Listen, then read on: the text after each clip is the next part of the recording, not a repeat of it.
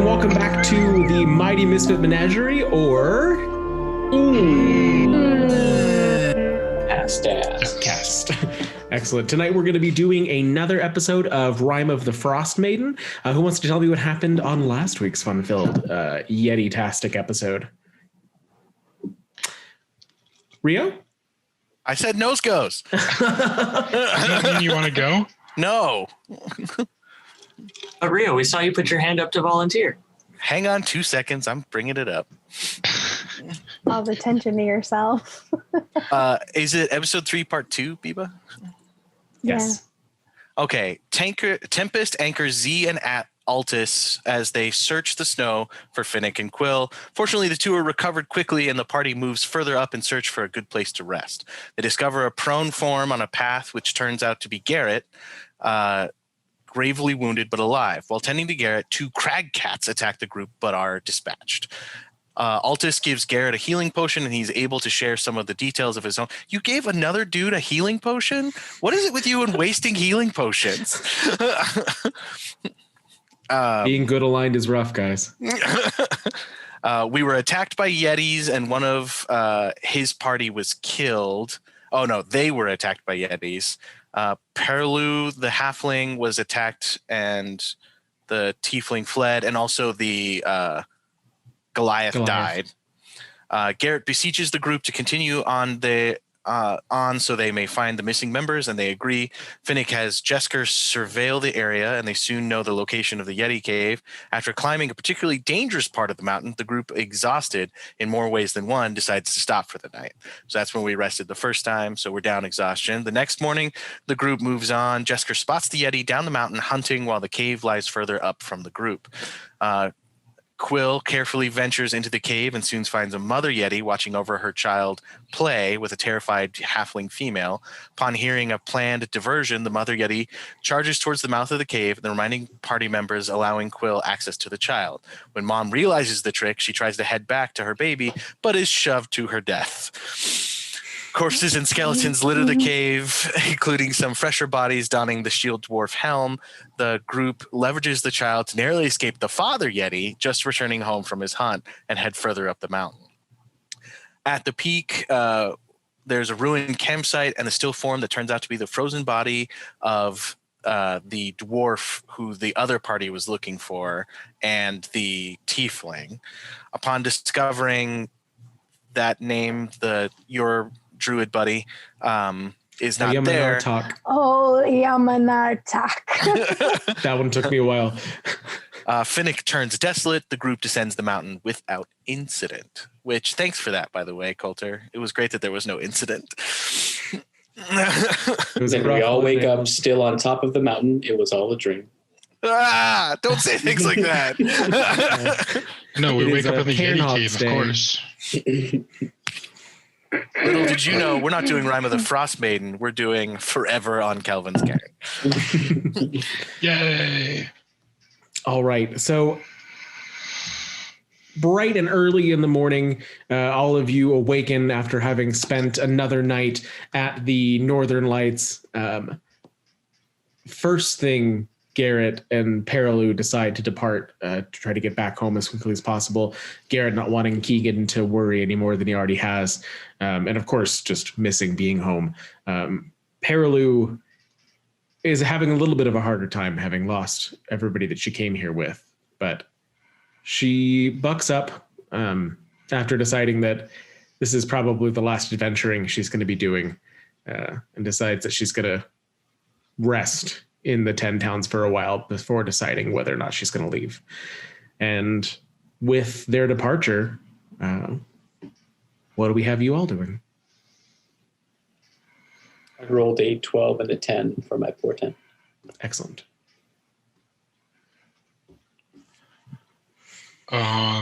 Quill, tell me the truth. I could have taken that Yeti, right? You did. Rio, you with it? I mean, I feel like we probably could have taken that Yeti. I mean, by yourself, maybe not. I don't know. I've never really fought a Yeti on fair ground before. Man, everyone was so scared of them, but we did okay. Yes, I mean, it is kind of, I guess, our jobs now. Are we just adventurers now? I was a mailman like 3 days ago. Allie coming in the room and setting down porridge in front of the breakfast table.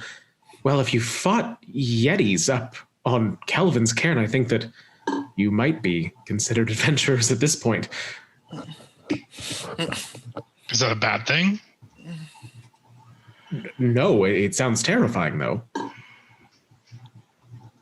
I'll take it. I don't mean to be a pest. I know that you've just had quite an incident from what I heard coming in and out of the kitchen here, but did you happen to find anything on the thefts? That is our next point of order. I was going to bring it up after breakfast, but I guess we could talk about it now. Me and Tempest were able to find a trail that leads to the other side of Calvin's Cairn that we believe might be where these thieves are hanging out, and we'd like to bring back the stolen goods stolen from Caer-Konig. That would be really phenomenal. We actually found another similar set of tracks this morning. It appears they came to see if there was anything worth taking here, but from what I've heard in the village, all we lost was a goat last night.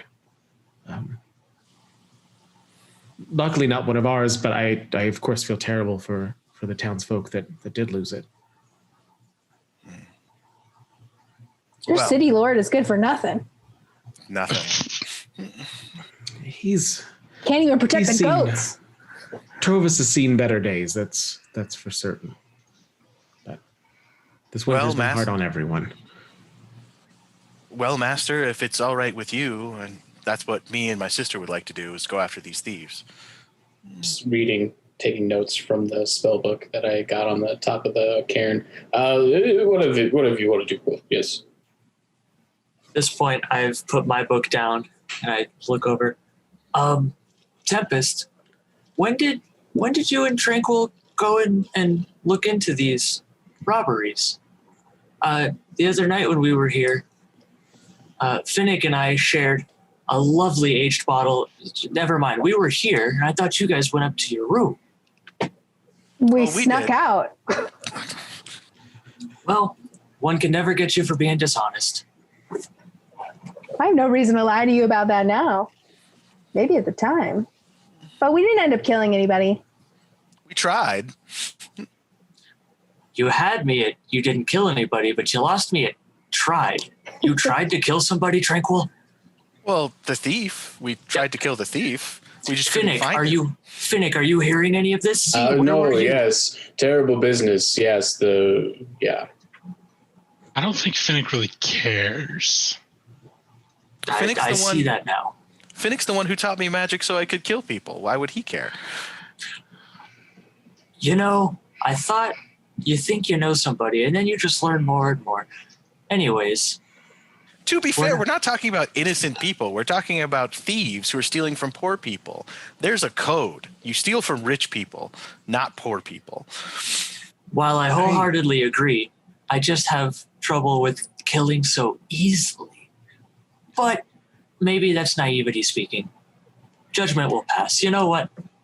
Let's finish our breakfast. Allie's looked more and more concerned over the course of this conversation, and has stopped going back and forth between the kitchen. About halfway towards the end, Corey's barged her way in, the older, shorter sister of the two. I don't care if you kill them or not, just make it all stop. But they're lying to you if they're telling you that it's dwarves. There's no quiet dwarf in this whole world, let alone one that could escape notice in the dead of night. I believe that. Who do you think did it? I'm guessing red caps. They kind of look at each other and look back at you. What? I don't know. They just wear big stompy boots, so I'm just guessing that it's some kind of like Fey shenanigans. Corey scolds Allie and gets her to go back in the kitchen to finish help with the cooking and cleaning in the morning. Did I say something offensive? I was saying that it wasn't dwarves. Oh, no, sorry. She just was frustrated that I was taking too long out here. That's all. Nothing that any of you did. Well, as soon as we finish breakfast and as soon as we can peel that book, I grab the top of the book that Finnick is reading. Wait, almost. All right, shall we head out then? I haven't eaten my dinner yet. Or my breakfast, sorry. I grab his breakfast and like wrap it up in like a cloth or something and be like, hand it to him. I hope you like frozen breakfast. And as it was porridge, it's a very damp cloth. Put straw in it. So where are we going today? Don't worry about it, Master. You just point your fingers at the right guys and shoot stuff at them. I'll have that book back. When we're done, you can have your book back. Isn't he your master? So leave this here on the table. We're learning from each other.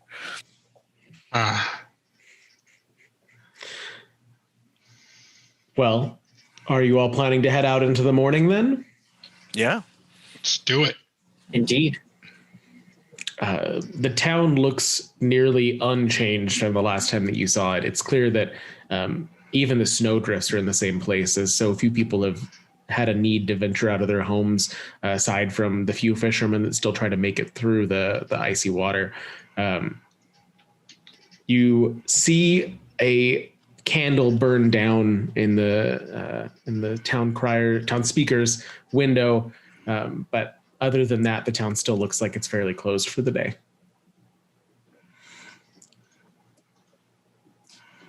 Now, Tranquil, Tempest, what did you guys find the other night?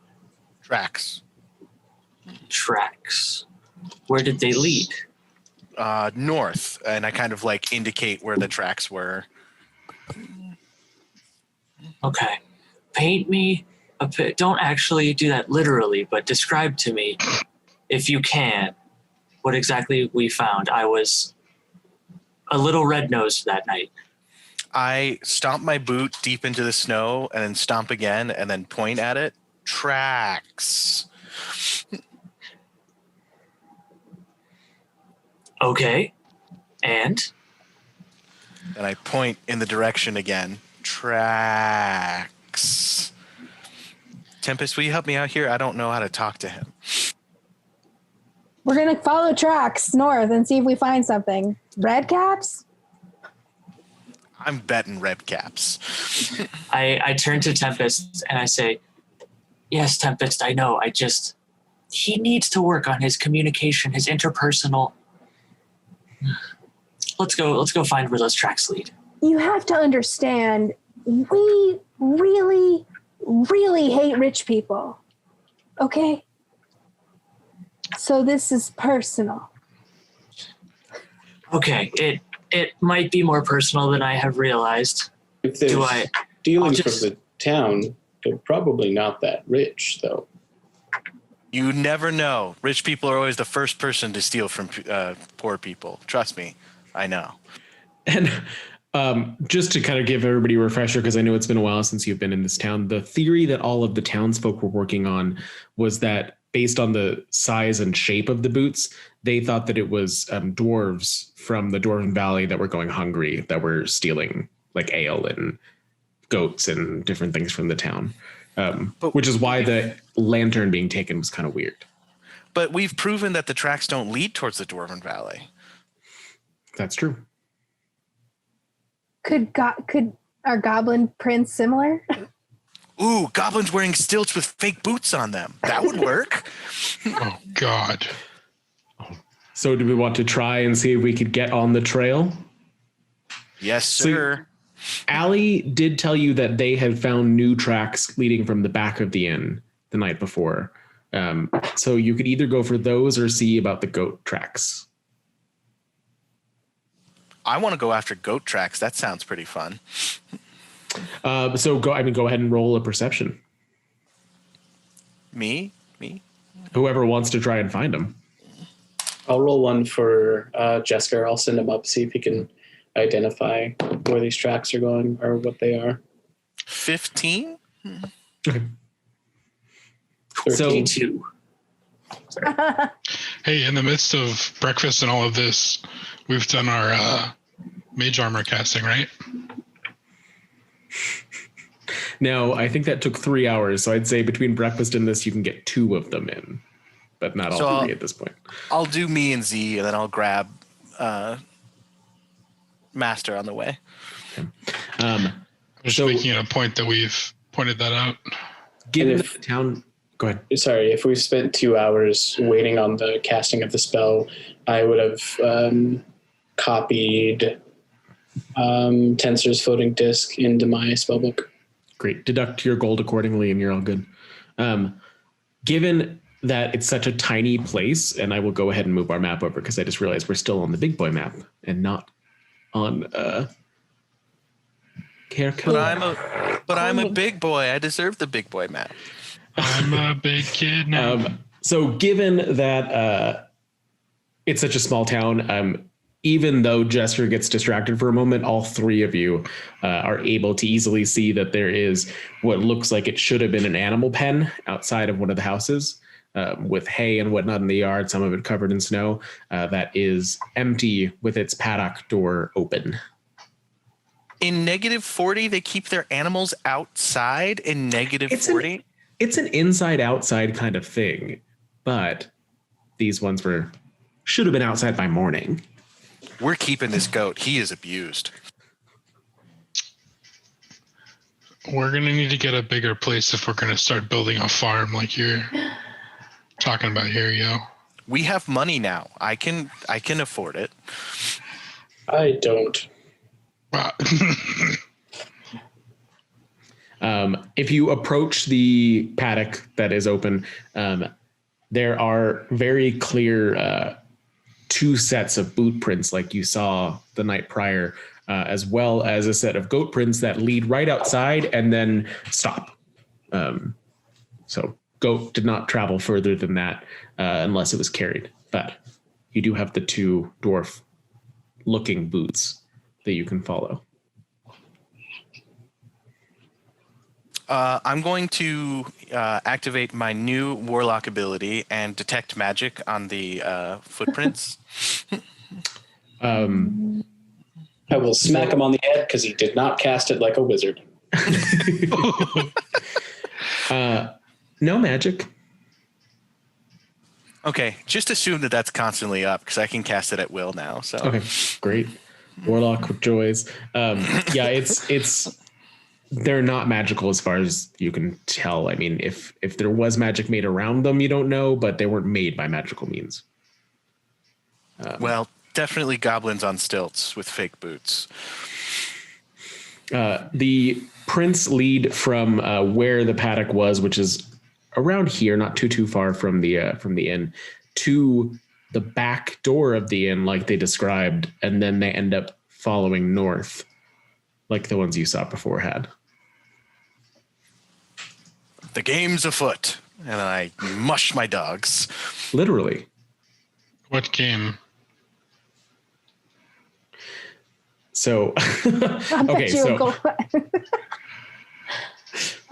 this game, I'll bet you a gold piece that I'm going to go with goblins on stilts. That's my bet. All right, I'm going to take 2 gold for red caps then. I'm not betting. It's humans. How much are you putting down? A gold piece. I raise you 2 gold piece. Northern snow goblins. Northern snow goblins. But how do you explain the dwarf prints? Another dwarf. You know what? 2 gold is 2 gold. I'm not going to argue with him. If it's goblins, we split the pot. Because we both said goblins. Okay. If we can't decide specifically who wins, we split the pot. Okay. Okay. So Finnick, you're watching. You got us? Oh yeah, I have my eye on it. I'll go back to my book. He does not. Z? Yeah, I'll watch it. About 50 feet away from the back of the inn, the tracks disappear. They're basically filled in by snow that occurred the night before, and you can kind of see them just get fainter and fainter and fainter until they're gone. You're not very far outside of the town at this point. Can I have somebody roll survival? Yeah, I can. Maybe I shouldn't. 18. Okay. Z, you can see further off in the distance from where you are. It looks like there's some sort of indentation that's starting again. Like a dip in the snow. Yeah. How far off? It's about 30 feet from where you are right now, in the same direction that the path or that the boots came from. Can I send if he tells us? Can I send Jessica over to see if there's more tracks in that direction? Sure. Go ahead and roll survival or perception for Jessica. Given that you're telling him what to look for, you can roll either. 13 perception. Okay. He can't tell. He can't differentiate what it is. He says that he can see that there is break in the snow, but it's not something that fits a concept that he can describe. Okay. Mm-hmm. This isn't important, but I just realized I have 2 spell slots now, so all 3 of us have mage armor. Got it. Okay.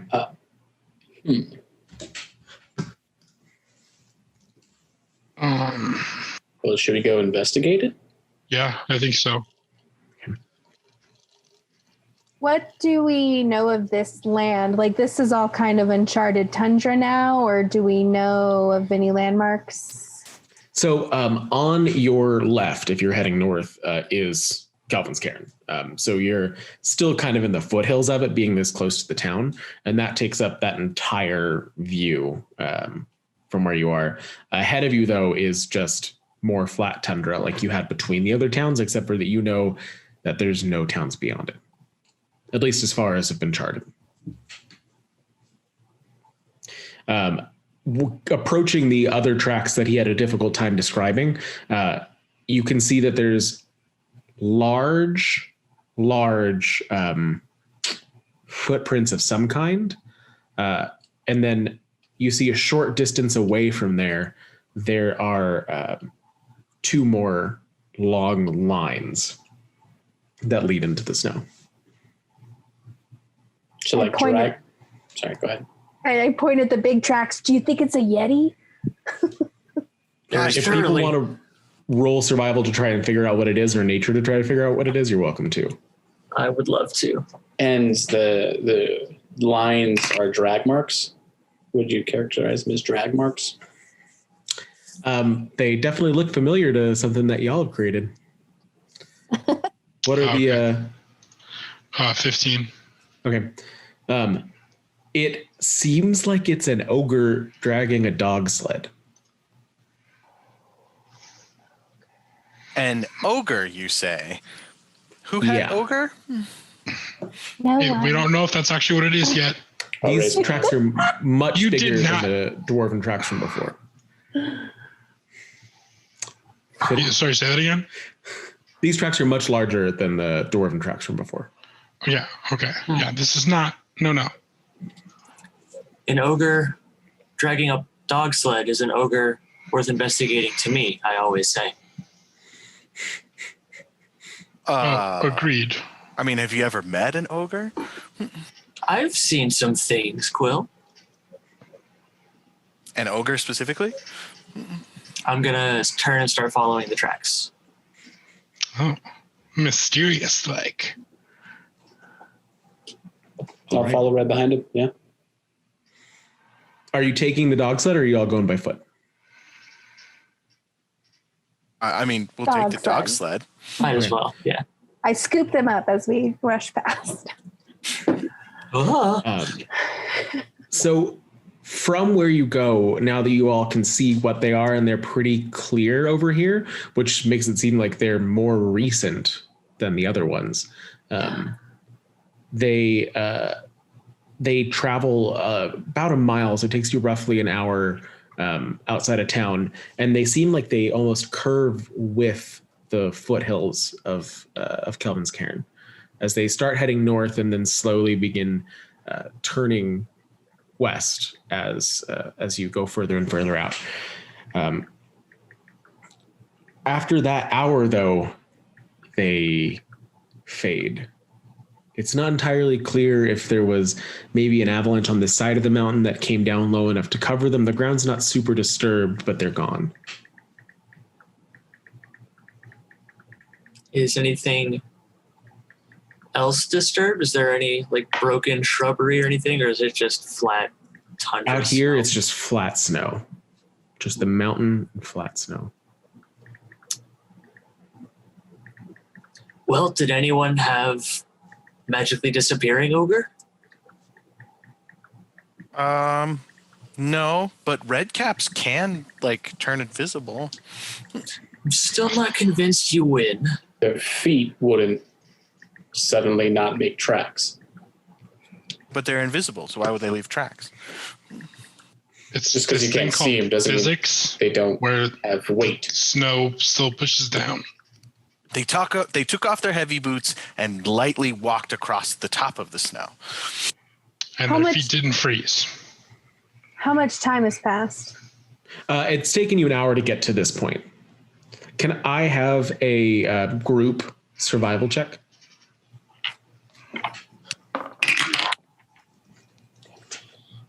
$15. 19. 13. 14. 17. And Jake, what was yours? 14. Altus. Okay.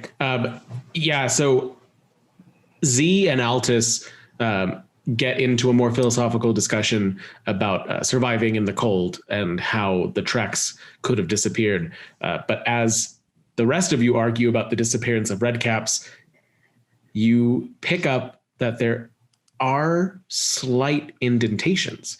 Even though the slope appears to be flat, if you look deeper, you can see where the fallen snow is still within the dog sled tracks, and start to pick up the trail again. It's about a mile from here that you come to the edges of where these tracks leave. They get closer and closer to the foothills, the terrain becoming more rocky, more icy, aside from just the powdery snow that you were used to up until this point. As you all see what is clearly not a natural formation. The square thing? The square thing, as well as what appears to be a fortress cut into the mountainside itself. It's a blocky stronghold. Right. There's no signs of warmth or fire. It's just been carved out of the hillside in this crescent shape. Only part of the construction itself is visible. You can tell that this just is a wall that must be built into something deeper within the mountain itself. There are a large set of double doors made of stone that appear to be the only entrance that's in the wall itself. And there's a stream frozen over that you can see that runs along the basin of this little valley leading into the carved out area. It leads up to a little opening right next to the entrance, and then closer to you, aside from the hillside itself, appearing to be made of a single piece of rock as well, is a tower, raising about 20 feet off the ground. It's a pretty impressive piece of construction, being a single piece of stone with no joiner. Tempest, Altus, we'll sneak up and see if there's anybody in that tower. Z, Finnick, you stay back here with the dogs. Try and keep them quiet. Sounds like a good enough plan. Yeah. All right, how are you planning to sneak over there? Stealth You can checks? kind of see in the illustration there that there are arrow slits along the southern face of that. Well, it is dark outside, so I was kind of hoping we could just... It is not dark outside. It is, you're in the twilight hours right now. Okay. How much longer do we have in the twilight hours? I'd say from this point, about an hour left. It's going to be till 2, and it took you 2 hours to get to this point. You didn't leave the town until 10. So yeah, hour to 2 hours. I say we back off a bit, find some place to stash the dogs, wait an hour for the twilight to go away, and then sneak up in the dark. I can't think of a better plan. Finnick, you can do Jesker helmet. He goes into my coat. He gets cold. You know, you have the whiniest familiar I've ever met in my life. I'm sorry that I care about my animals. But he's not. You taught me that spell. He's not actually. You know what? Oh, Never mind. easy. And I'll kind of pet his little head. You're an animal. It's okay. You're my animal. All right. Yeah, it's not hard to find a place. Just as you can see in this part of the drawing, this is built deeply in. So if you follow it either north or south, there's places that are out of the sight of the stronghold building itself. And is there anything you want to do during those hour and a half of downtime? I'm going to unhook the dogs with express instructions that they are to run away from danger and go back to Caer-Konig. I'd like to be jotting down, to the best of my memory, the direction we traveled, how to get here, and then like descriptions of the stone statue, the tower, excuse me, and the double doors and everything, just to have it written down. And to be clear, Coulter, I can talk to animals now, so I explain it to them in their language. And they understand, yes. Yeah, all of them are looking at you and nod enthusiastically. They didn't want to be in front of danger anyways. They're not fans of the entire danger thing. They were cool with like going from town to town. I know. They didn't sign up for this. This is something that your Uncle Finnick really wants to do. So just remember, if you have to pee in anybody's bed, it's Uncle Finnick's bed. I say in dog language.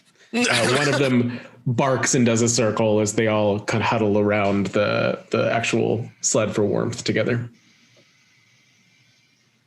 All right, anybody else? I don't know if we're like in a close area, but I kind of like wait for Finnick to be a little away from the group, and I kind of approach him. Why were you so upset when that druid wasn't on the top of the mountain?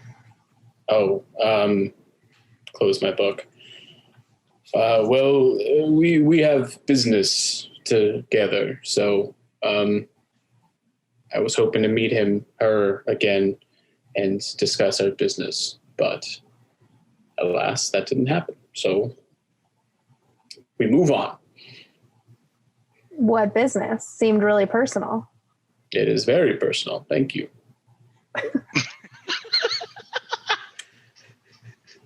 I honor that. All right. Well, but you've never met this person. Once before I met her. Okay. She saved my life long time ago, and I needed to thank her. What is with druids going around saving people's lives? I know, right? I used to think they were useless, but I guess, well, yeah. They can't take a Yeti, I bet. Well, maybe old. That one probably could, but I mean, the Goliath, though, couldn't take the Yeti. Thought he could take your talk. Ridiculous. When she walks away from Finnick in Abyssal, I ask her, did you get anything out of him? Not much. All right. And with that, the little bit of sunlight sets beyond the far glacier, and you're plunged back into a night-like darkness as you hit 2:00 in the afternoon. I'm sorry, that was infernal, not abyssal. I apologize to all of our rules lawyers out there. I was speaking infernal, not abyssal.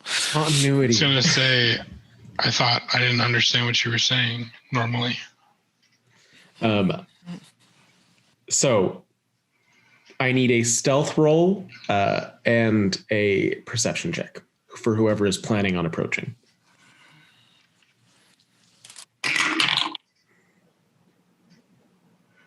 Well, I don't see anything. What was the other check? Stealth and perception. Stealth is 18.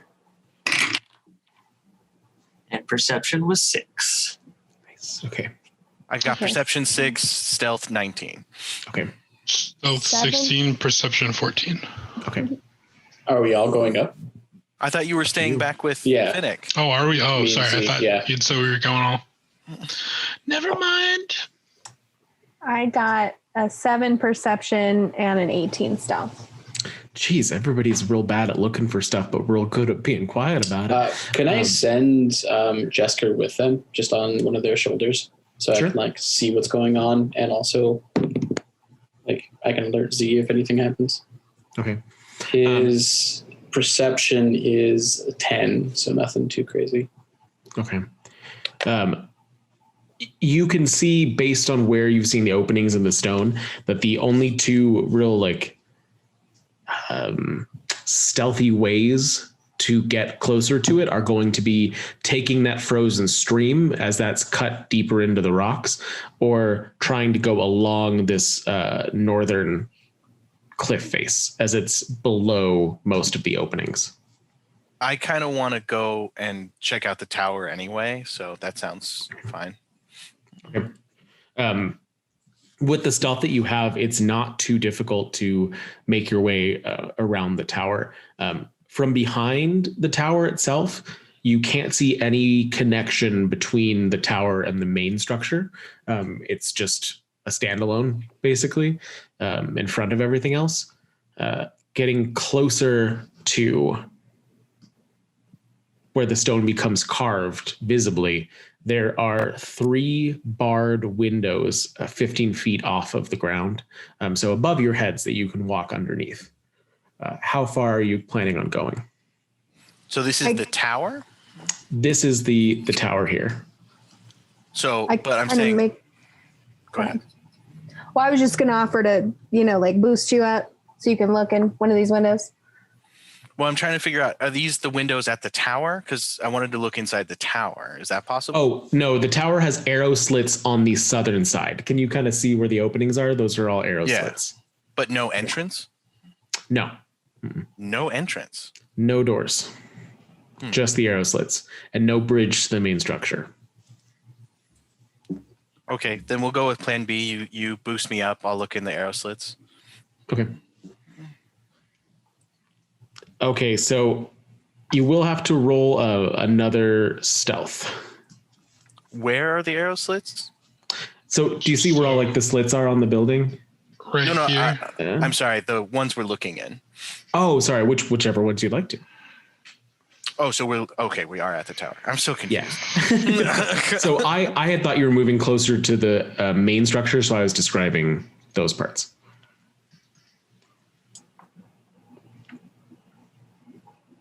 Okay. So, okay. Still. There's just arrow slits in the tower, but there's no door. But there's no door. Okay, so And the arrow slits are a bit higher off the ground. So we'll kind of just bypass the tower then, because if there's no way of entering it, there's no real reason to look inside of it. Okay.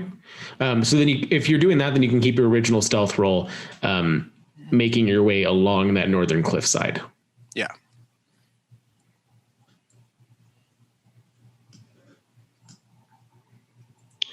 Excellent.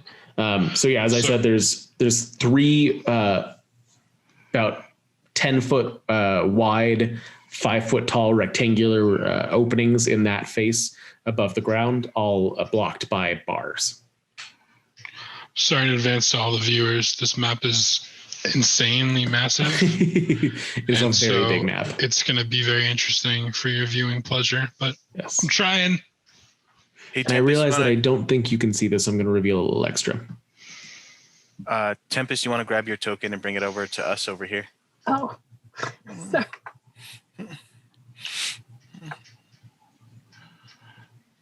Is it this one? Yep.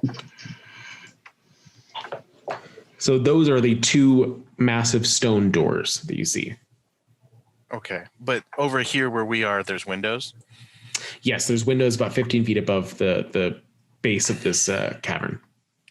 Okay, me and my sister are going to do the alley-oop.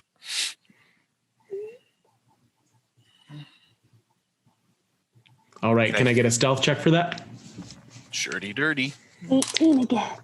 Nice. Most useless nat 20, but there we go. Okay, excellent. So you are able to quietly poke your head above where the window sill sits, just barely. And on the inside, you can see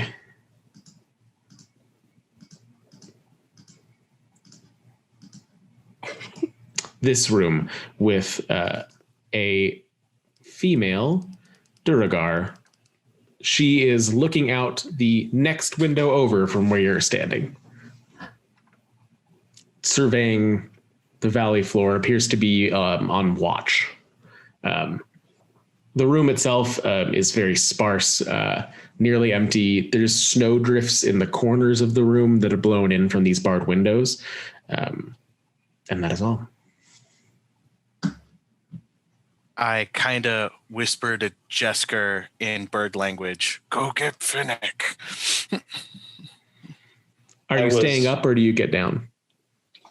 I get down and like hunch down below the sight line. The Duragar starts to turn the opposite direction that you were and begins to pace the hall as you get down. I was inhabiting my bird senses, so I heard that. And I'm going to send him back to me because I can't see without him.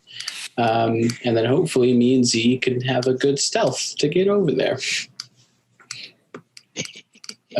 Z, looks like we need to head over to them. Seems like they need backup of some kind. So I guess the same way that they took, see if we can sneak our way over. Let's do it. Okay. Give me those stealth checks. Ooh, that's good. 16. Okay. 15? Okay. Yeah. No, without much further issue, you were able to take the same path over to where they are below the windows, just making sure that you sidle along that cliff face to stay out of view of any of the openings that you see. What? Master, is there any way you can get these bars off the window?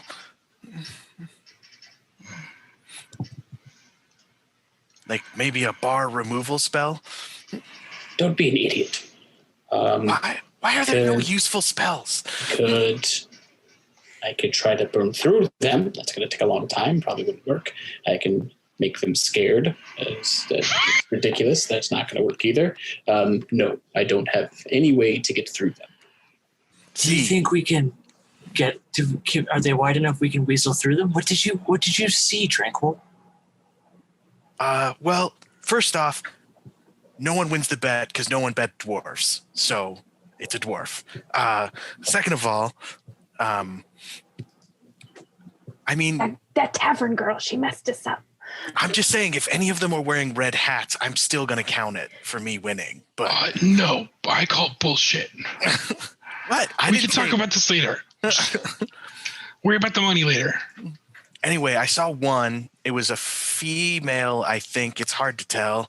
And they were kind of patrolling. So they're actually actively looking for people. So who knows how many are inside. There's only one in here. That's why I was hoping we could somehow just sneak in. How far apart are the bars? They are 6 inches apart. Okay. So no squeezing into that. Not in any of your forms right now. Well, I guess we keep looking for a better entrance then. I suppose so. Maybe that giant door there would be a better. That is absolutely no fun. The stream looks like it goes in. Maybe there's no bars on the stream. We can sneak in that way.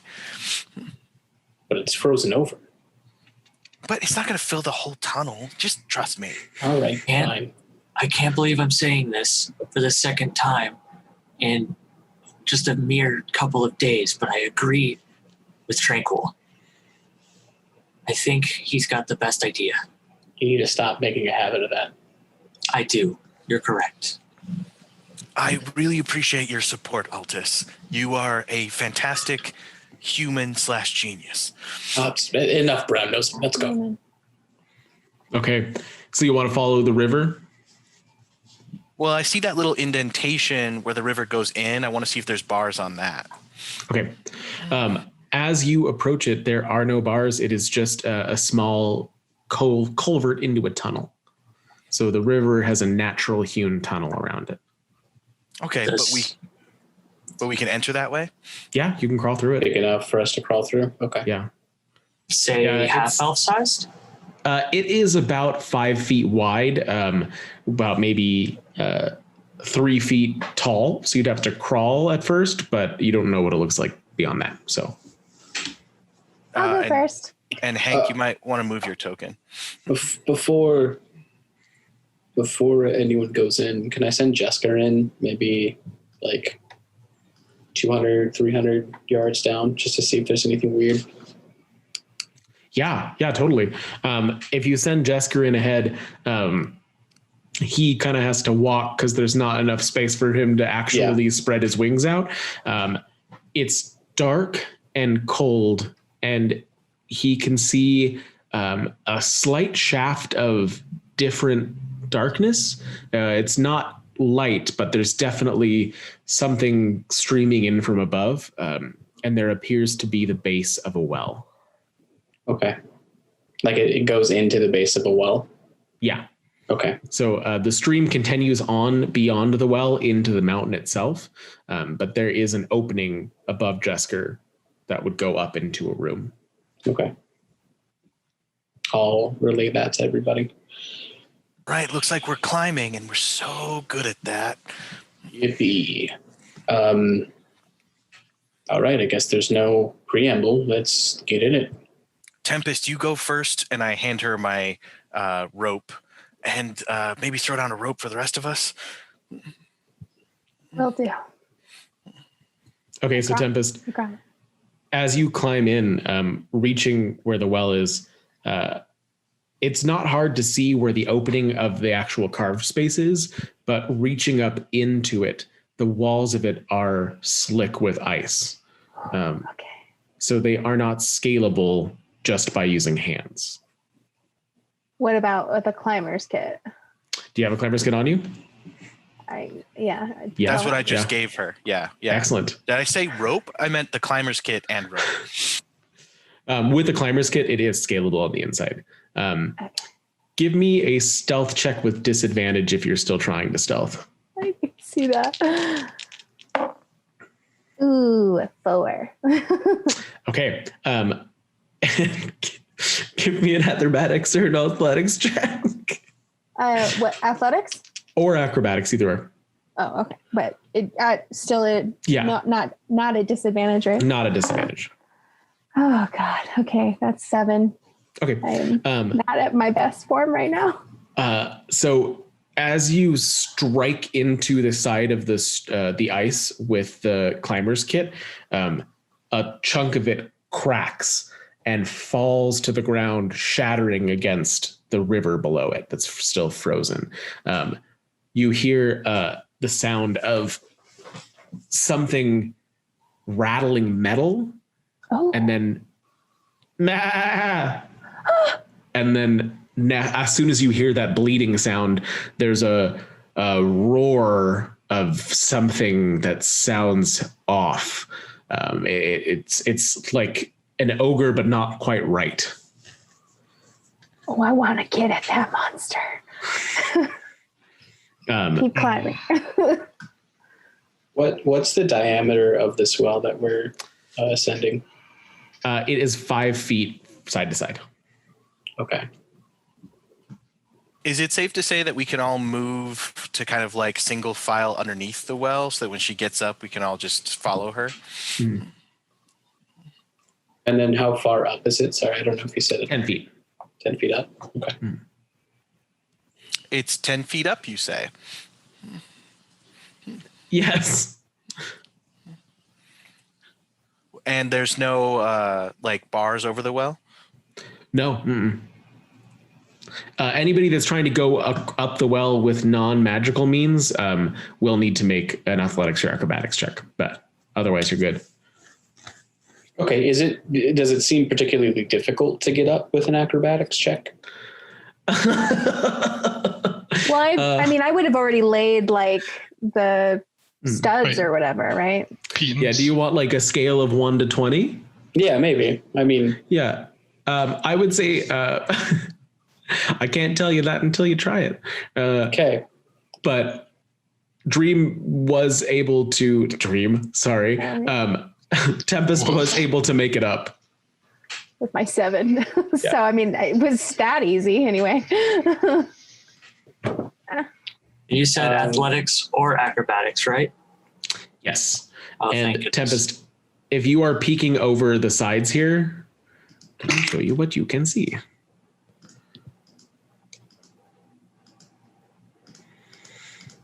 There is a large stone entry area.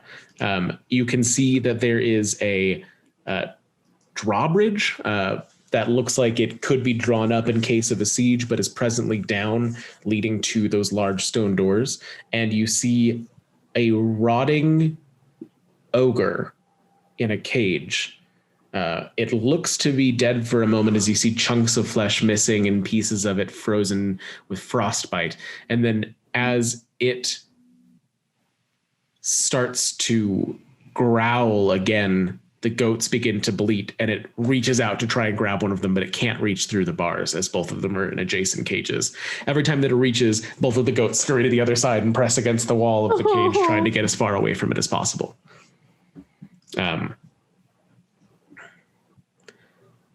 I And go in, I guess. I Okay. list myself out. as you enter, it howls in despair, seeing you, as it So- can't reach you either. If I reach my little hand up and she reaches her hand down, can she grab me and pull me up? It's 10 feet, but if she has a rope, she can drop the rope down and make that easier Okay. for you. That's perfect. Okay. I got an 11 on my acrobatics to get up without. Yeah. I'm going to say that with this doesn't make a lot of sense, but with the rope and the climber's kit, it's a super low DC, so you can still roll for it. But yeah, that 11's going to definitely work. Would, hypothetically speaking, an 8 Yes. get you up? Okay. Yes. Tempest Oh, man. got a 7, right? So Yeah. yeah, Yeah. I got a 10. Okay. Yeah, I was everybody's gonna able use to get it. magic. I was going to use magic for super unnecessary needs. I was going to 10 serve floating desk everyone. Just elevator right up. But it always follows 20 feet behind you. How would that work? I would just walk 20 feet away and then it would zoop, and then come. All right. So I'm going to say that all of you make it inside of here pretty easily.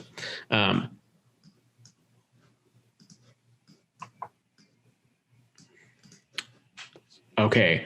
The ogre is loud. It is howling, and it keeps trying to reach out at each of you through the bars, but it's clear that the bars are strong enough to hold it. Can I please have everybody roll initiative? Okay. Initiative? 17. Natural 20. Okay. Same. What's your initiative modifier? Nothing.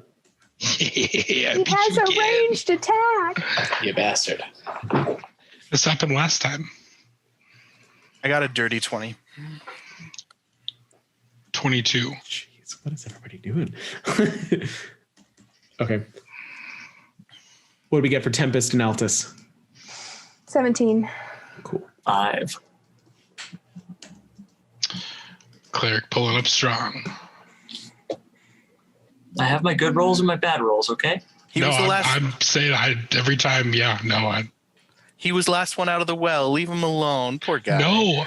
I'm saying that, like, from my experience, whenever I've played, like, all the time I played that, it was low initiative. I'm assuming, Coulter, with my detect magic, that I sense necromancy from the ogre. Yes. Yeah, definitely.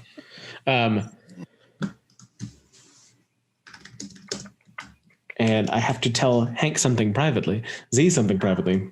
What? Secrets. Secrets don't make friends. Never. Which is kind of sad for secrets if you think about it, because like secrets never have any friends. You'd think gossip would be secret's friend.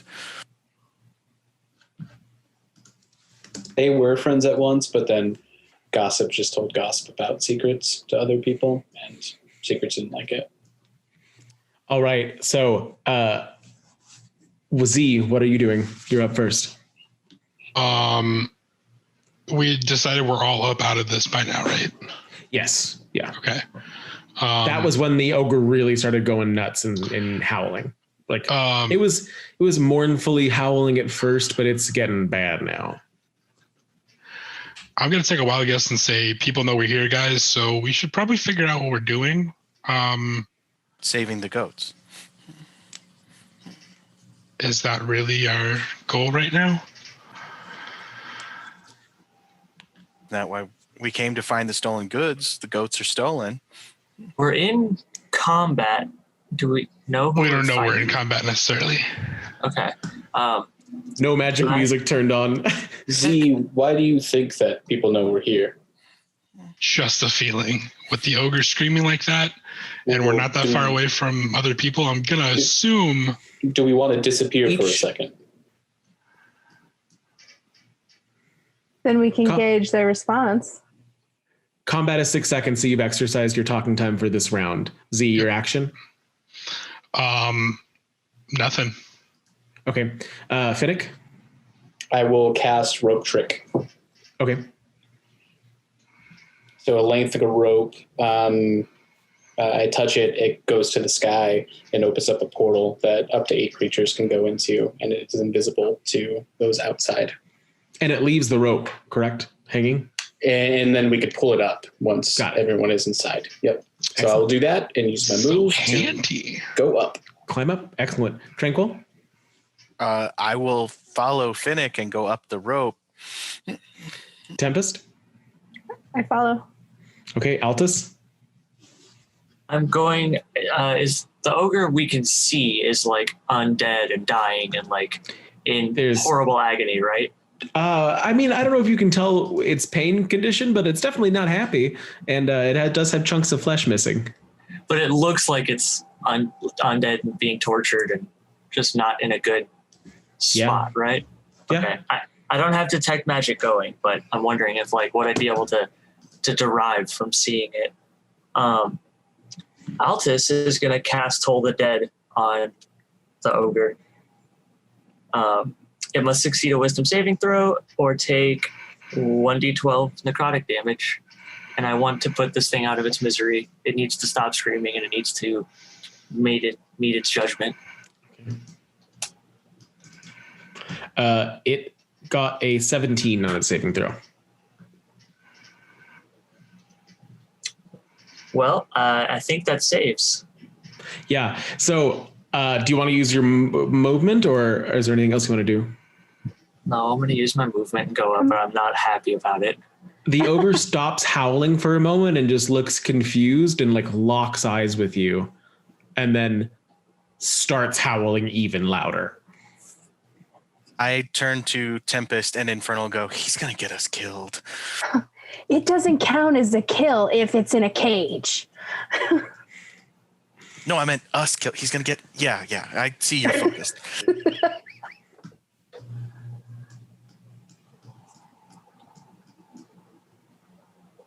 What's up next?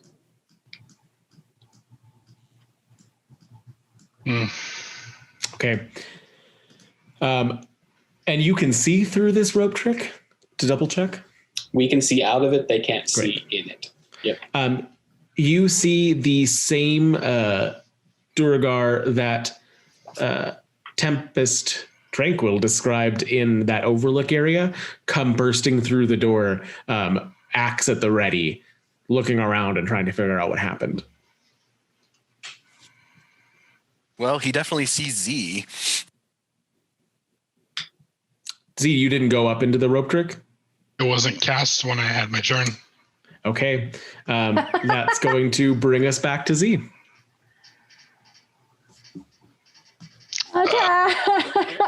Or ask her what's like, I don't know. How long does that thing last? An hour.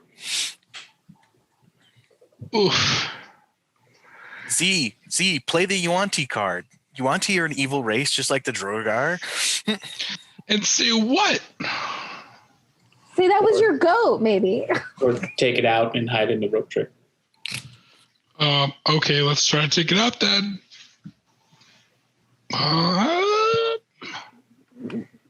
Let's take it out. That sounds sexual.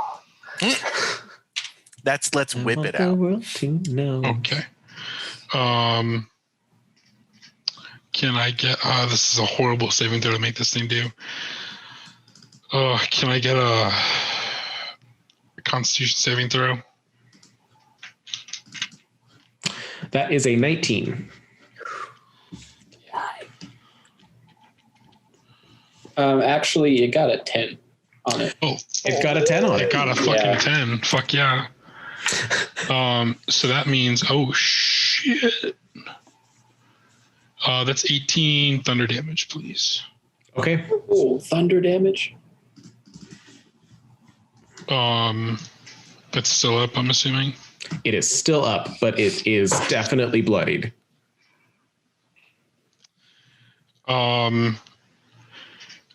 Rules, lawyers, I forgot. Can I cast the cantrip? Yes. As long as it's an instant one. What spell did you cast? As a Shatter. bonus action? That wasn't a bonus. No. Then no, you can't cast a cantrip. Yeah. Okay, then I'm gonna. Can I retcon and say that I used Quicken spell to make that a bonus action? I'll Didn't allow remember. it. I'll allow Well, it. Yeah. Read technically spells? technically within the rules, you could just quicken your cantrip too. That would also work. Oh, then I'll quicken the cantrip. Right. Firebolt. Okay. Where? Firebolt is a cantrip for you? Yeah. That's nice. Fire. Not- Firebolt, not fireball. Oh, Oh, I wish it was That'd be fireball. those are Oh my different. god. That would be broken. 18 to hit. Okay, that hits. Now she takes fire damage. 6 fire damage. Okay. Barely hanging on, but still hanging on. Ooh, I'm gonna go with the rope. Sorry, guys. Okay. Someone else gotta come down. Okay. That's going to bring us to Finnick.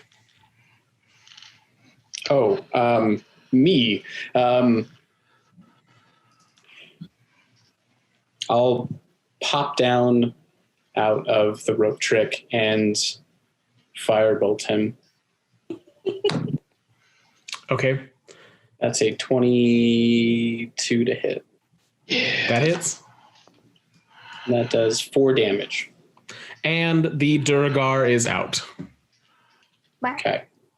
Can I recommend someone pull him up with us? Yes. Someone strong might want to pull him up with us. Just look at Tempest. Whenever it's my turn, I'm ready. I'm going to And pull I'll Indiana Jones, the wizard, up. And I'll use what's left of my movement to go back up the rope. I in Infernal go, it's clearly a woman. Oh, Tranquil? whatever. Such a sexist. Tranquil? Oh, is it my turn? Yes. I'm going to drop down and stealth over to this other door, see if I can't figure anything out. Okay. Which gonna other take door are you me a- going for?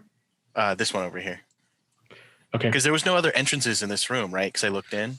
This is no. You looked into this room over here that had a closed door. So That's you what I'm know saying. that. Yeah. You know that there was like a stairway over here and a door here. Okay.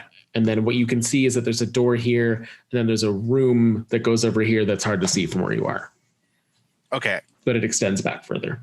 I'll go over to this door because I can only move half movement while I'm stealthing anyway. So 5, 10, 15.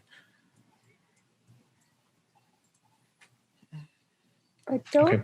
get too close to the ogre. And that is a 22 from my stealth. So Okay.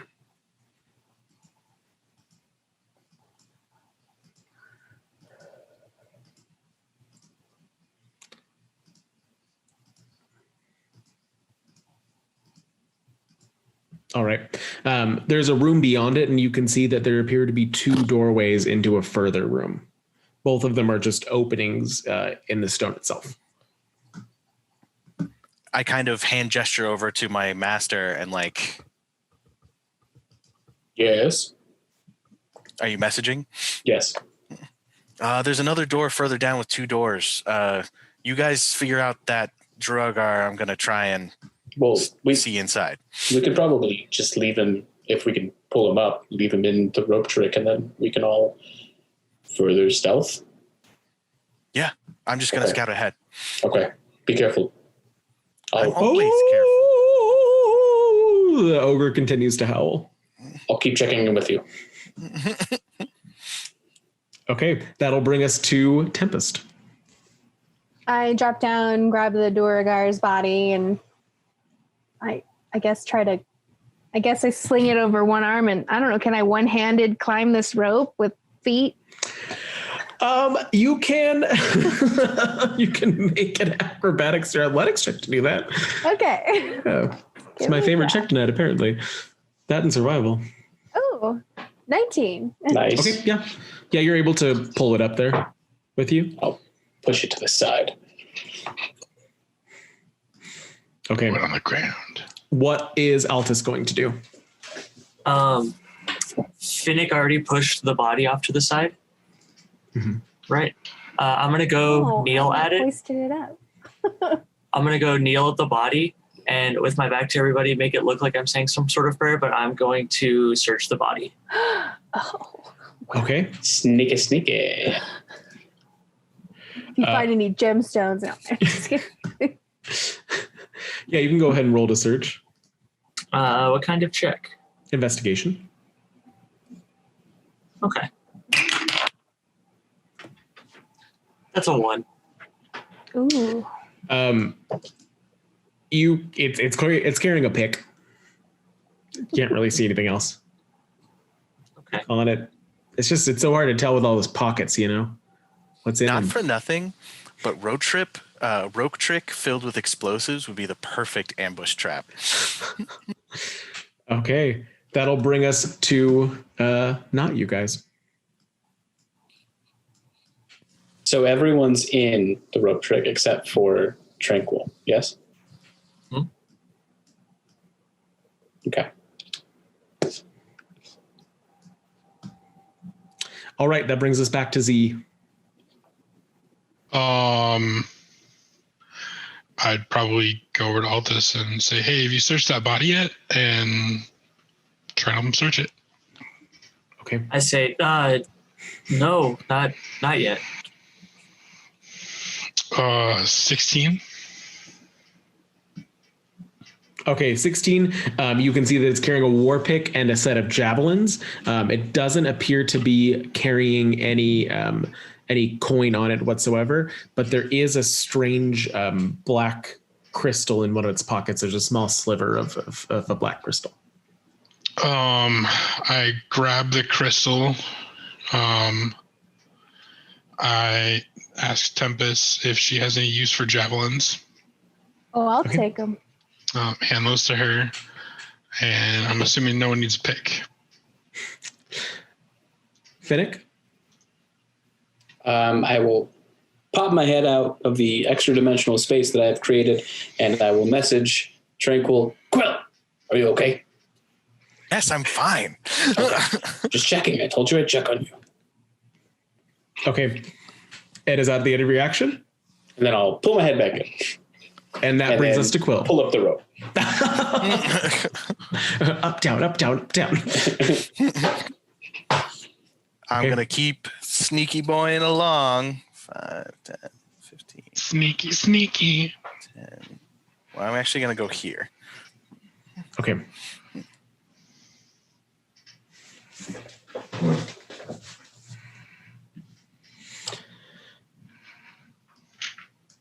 All right. From there, you can see more of this room inside, though not a ton of it, based on line of sight here. So there's another room beyond this one that appears to be very similar to it.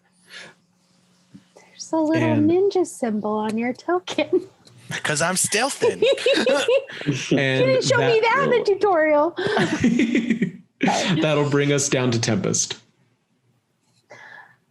I will hold a hand axe throw if anybody appears threatening in my line of sight. Okay. That will bring us to Altus. Seeing Tempest ready herself, I'm going to walk over, place a hand gently on her shoulder, and say, I appreciate your readiness and your steadiness. Thank you. And cast guidance. That rhymed. Excellent. That did. I didn't mean for it to. Fantastic.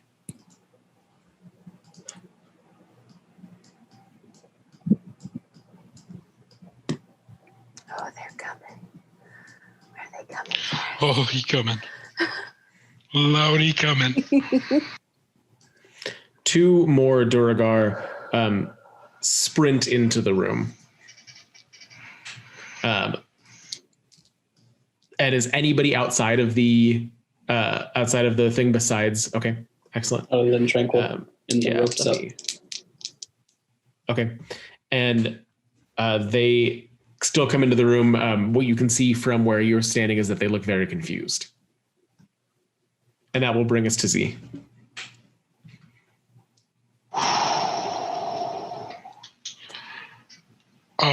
We can't. Can we see out of this thing if we don't stick our head out? You can see out of the entrance. So the 3 foot by 5 foot. It's like a window that's on the bottom that the rope was going into. You can. So I'm going to say we probably can't see. It's like 15 feet off the ground, and then 3 foot by 5 foot. So you might be able to like see some of it. No. Yeah, so I would say you can't see the Duragar then. Thanks for the correction. I appreciate that. Yeah. I would assume we hear something at least.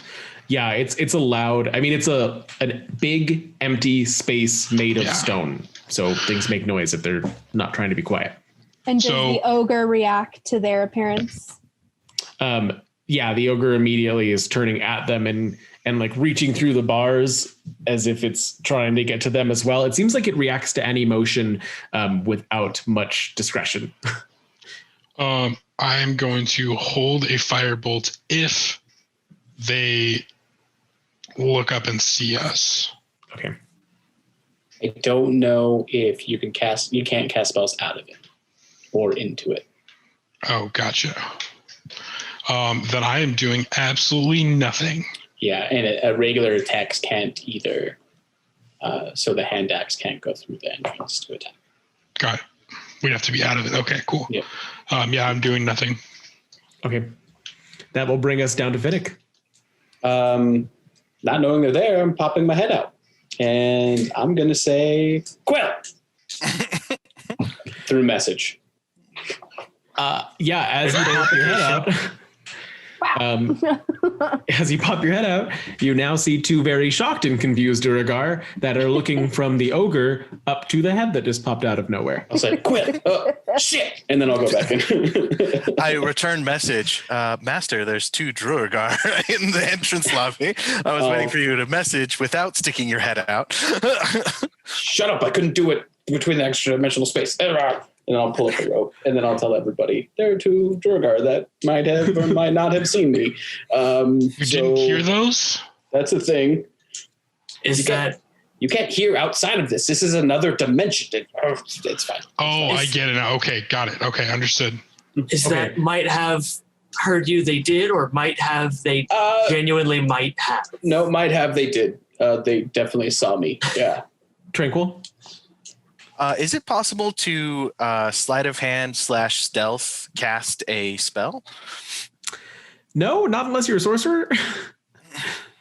Well, no, I mean just say the somatic components just really quietly because it's just hex. With hex, sure, I'll give you that. Okay, so sleight of hand and stealth? No, you're far enough away that you can just say it quietly. I wouldn't make you roll for it. Okay. I'm going to hex the lead Druagar wisdom So Okay. if he tries to make any perception checks. And he does not get a save against that. No. Excellent. And then that's my bonus action. And I'm going to stay where I am, but prepare an action if they come within my range to attack one. Okay. Actually, I will do a half move to here.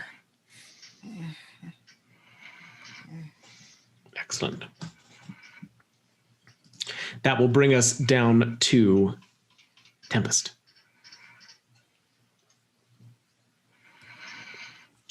I think I'm going to drop out of this space, right? Like, okay. I'm going to drop out and I'm going to head towards the Durigars.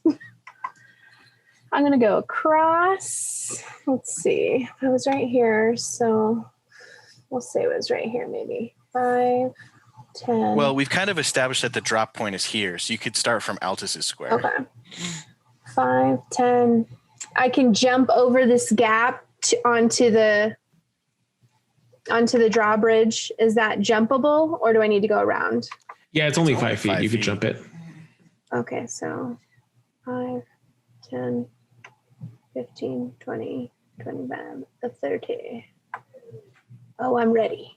And then I throw my axe, one of them. All right, roll.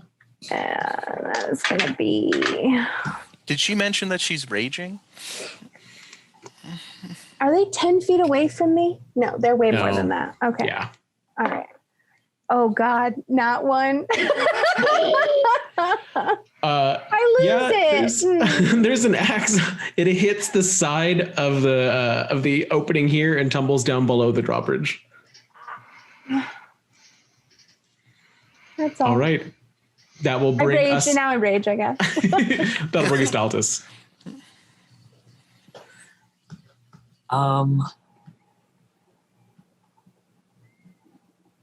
Yeah, I think I'm just gonna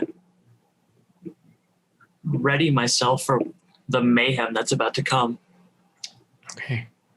Why are you holding an action or anything to do that? No, and I can't cast spells in the extra dimension You can cast them in the extra dimension, just not through it. through it. Did you cast it out of the window, though? You'd have to leave it in to cast it and then come back in. Okay. That's how I was casting messages. I stuck my head out, Understood. cast it, and then came Yeah. back in. I just didn't know if someone walked underneath the window, you could cast down at them. Mm-mm. Okay. Unless you pop out, yeah. Got it. I'm just gonna tell Z and Finnick to gather in close just in case we need to help each other out. Okay. And then I'll pass. Excellent. That will be now somebody else. You see the first Duragar whisper something that is unintelligible before it expands. Fantastic. Behind it, the second one does the same. And as they do so, both trounce forward into the room. I have so many questions for after party. I love Durgar so much. Why don't you marry them? Maybe I will. Well, why don't you marry them? Is that an attack of opportunity? Or no, he's not moving through it. He's stopping at me, isn't he? Yeah, he is stopping at you. Hang on, you though. see- Hang on. He moved through this square right here, right? Which square? This one? Yeah. Okay, so my attack activates when he does that. Okay. And I'm casting Booming Blade. You booming blade? No way. Does a 15 hit? A 15 once it's enlarged. No, it does not hit. Well, there goes my stealth. Yeah, the one that's over here immediately turns to look at you as this one is still invested in what it's doing, and is going to take a swing. Does an 11 hit you? No. It And brings he, down- oh, never mind. Oh, go ahead. Oh, it brings down. It doesn't happen until my turn. Sorry. Oh, you're good. It brings down its war pick, but you minorly able to dodge out of the way, the large shape telegraphing what's about to come as the pick sticks into the wood, its expanded strength being able to rip it back out again. This one, seeing what happened over there, is going to turn and throw its javelin. Does a 17 hit you, Quill? No, shield. Okay. Then, the javelin clatters off of the shield onto the ground, more loud noises echoing throughout the hall. And that will bring us to Z. Well, I'm going to assume I hear that clatter. Oh, no. Maybe? Both Tranquil and Tempest are kind of calling out for help at this point. Yes, cool. All right, cool. Dear God, please help me. I'm going to go partway down the rope. And oof.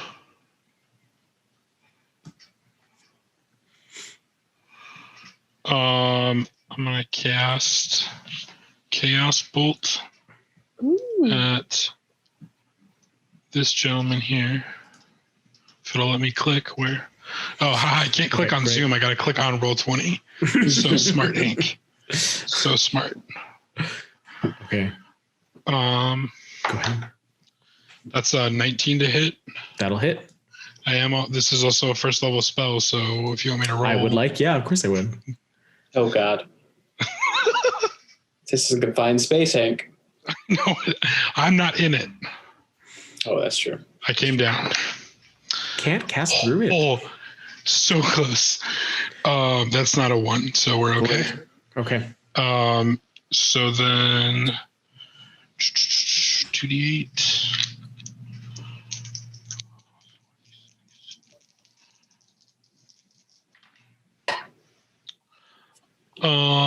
That is, let's do, oh God, I don't know what are we doing? I'm sorry, I don't know why it doesn't have what type of damage it does. Oh, that's pick. Yeah. Chaos Bolt.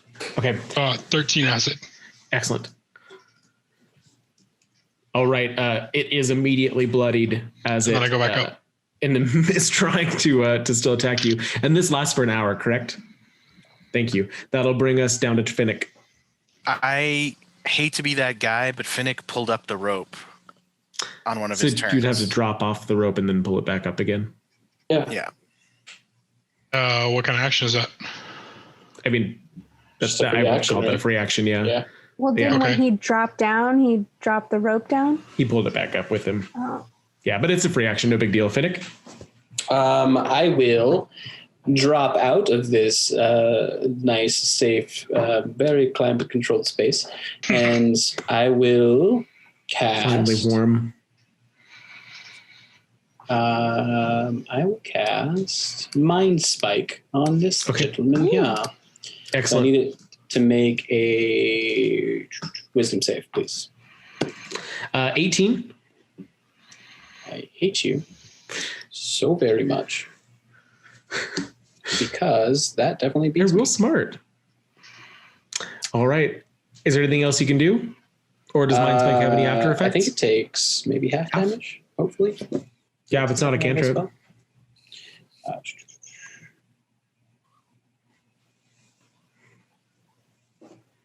Yeah, so 3d8.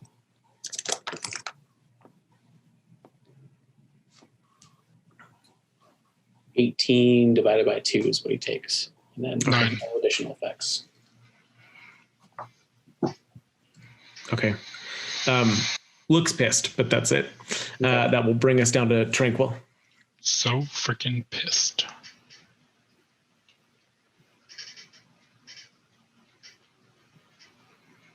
You're muted. Yeah. Stupid laugh protection. I'm not stealthy anymore, so I can get my full movement. So I'm going to move there between the two of them, and then I'm going to draw upon this well that I've never drawn upon before and sprout a pair of skeletal wings shooting out of my back and I need both of them to make a wisdom save. Okay. They can do that.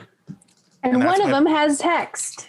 Well, it doesn't work against saves, but oh, frickin' whatever. So it this should, one, right? This one gets a 17. This one gets a 2. The one to your north gets a 17. The one to your south gets a 2. So the one south of me is now afraid of me. He's frightened. And then as my action, I will booming blade him. To the one south of you? Yeah. Actually, I'm going to attack the one with Tempest. That way I get sneak attack. But okay. That's going to be a 19. On this one. Great, that'll hit. All right. So that's now 1d4 plus 1d6 plus 1d6 plus 3. No, plus 6. 6, 7, 8, 9, 10, 11, 12 plus 6 is 18. That one collapses to the ground in its large state, and as it does so, it shrinks back down to a regular Duragar size. Oh, he's still alive though? No, he's dead. Oh, he did. Oh, come on! Then I will back up 15 feet, weapon at the ready. All right. Very concerned about the wings spreading out of my back. Okay, that's going to bring us down to Tempest. Okay, so I'm gonna go up to this other one. Jump, bam. Great axe. 11 plus some. Plus 4, so 15. Does not hit. Oh! It glances off of the Duragar's armor. The Duragar having a wide-eyed look, not even able to dodge out of the way because it's so focused on its fear. I do reactivate my storm aura, my storm rage aura for 2 fire damage on that mofo. That's my bonus action. Excellent. And that will bring us down to Altus.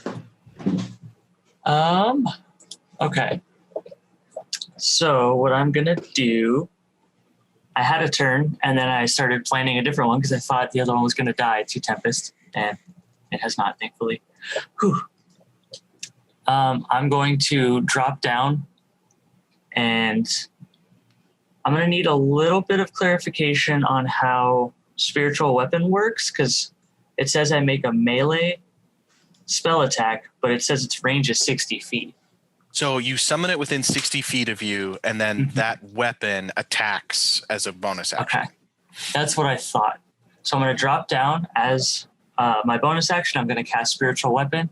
A nice Warhammer is going to appear next to the Duragar, and I'm going to then try to push it into him. And I'm going to make the attack. God forsaken freaking. I'm just taking a guess that a 13 does not hit. Nope.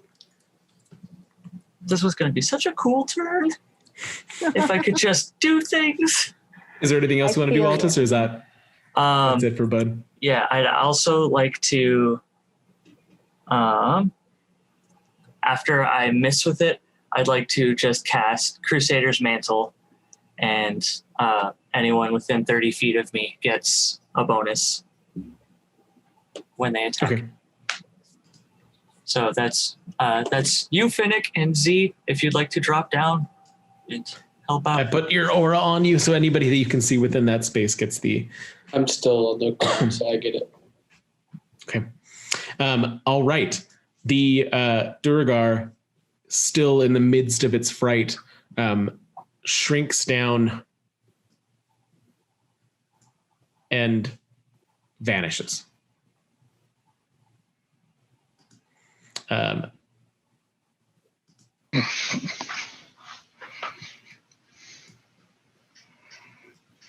And I believe invisible creatures, if they move out of your space, you get your attack of opportunity at disadvantage. Yep. Go ahead. Give me an attack of opportunity at disadvantage to Tempest.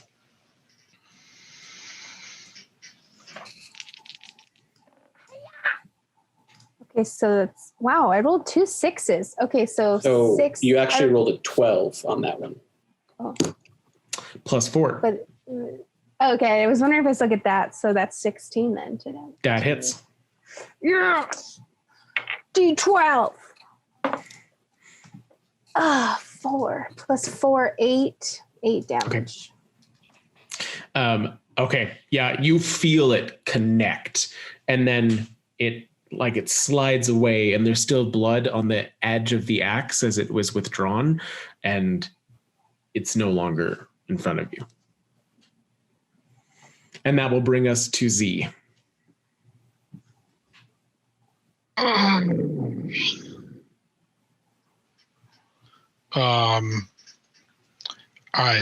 dropped out. Did we get it?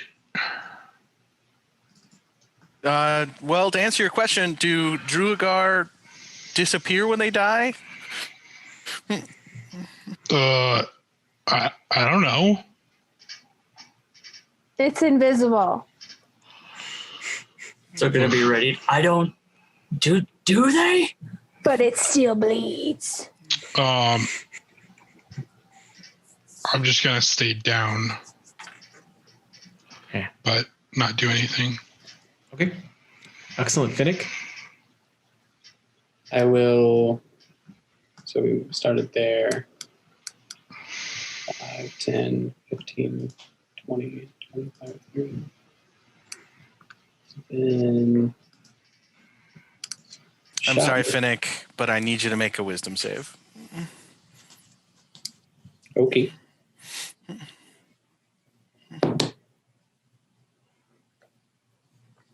I'm going to use luck on that for sure. I forgot that I got a divination wizard who also took the luck feat. Yep. You're a disaster. That is a 13. Okay, that passes. You're fine. Perfect.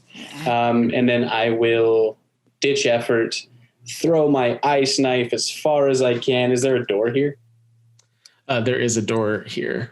Okay. I guess it would be thrown into the door. And then on impact, because I assume that I can't hit the actual door. So on impact. It does a range damage, correct? Yep. Okay. 5 Go ahead. feet of that must succeed on a dex saving throw if they're within 5 feet of the explosion. Does a 4 succeed? Does not. Okay. How much damage does the ice knife do? As it explodes, it does 7 damage. And pinned to the door, the Duragar becomes visible for just a moment as the body goes limp. And as the pieces of the ice knife slowly melt from its body heat, it droops to the floor. I am impressed. I'll do a little bow, and then I'll look over to Quill since I passed his thing. Come here, boy. And then I'll turn him around, and I'll start taking notes on the wings that popped out of his back. Okay, Quill, it's your turn. I guess I'm being spun around and examined. Is there anything else you want to do? We're still in combat, right? I guess we wouldn't know that. We don't really know that, yeah. I'm going to move back over this way. Okay. Tempest? I'll follow him. Okay. I'll move myself.